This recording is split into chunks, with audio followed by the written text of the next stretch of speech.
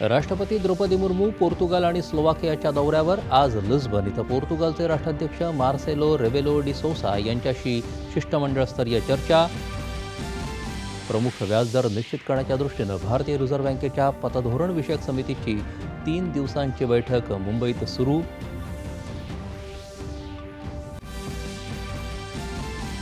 अमेरिकेच्या आयात शुल्क धोरणाचे आशियाई शेअर बाजारात तीव्र पडसाद.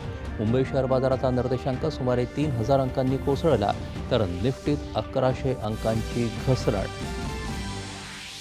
चीनसारख्या राष्ट्रांसोबत असलेल्या वित्तीय तुटीमुळे प्रति आयात शुल्काचा निर्णय योग्य असल्याचा ट्रम्प यांचा पुनरुच्चार. शेअर बाजारावरील परिणामांबाबत चिंतेचं कारण नसल्याचं केलं स्पष्ट.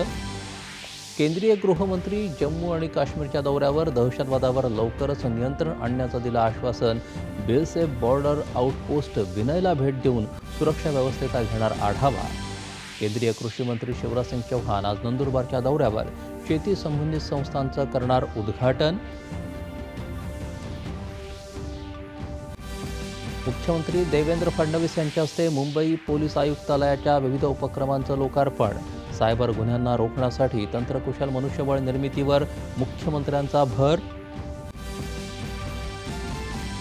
निरोगी सुरुवात आशादायक भविष्य या संकल्पनेतून आज साजरा होत आहे जागतिक आरोग्य दिन. राज्यात आज विविध आरोग्य योजनांचा होणार आरंभ. नौदल कमांडर परिषद 2025च्या दुसऱ्या टप्प्याला आजपासून नवी दिल्लीत सुरुवात. महत्त्वाच्या सामरिक आणि प्रशासकीय मुद्द्यांवर चर्चा होणार. अर्जेंटिना इथं सुरू असलेल्या ISSF विश्वचषक नेमबाजी स्पर्धेत 10 मीटर एअर रायफलमध्ये भारताच्या रुद्रांक्ष पाटीलची सुवर्णपदकाची कमाई. आणि येत्या 3-4 दिवसात महाराष्ट्रासह देशाच्या विविध भागात कमाल तापमानात 2 ते 4 अंश सेल्सिअसनं वाढ होण्याची शक्यता.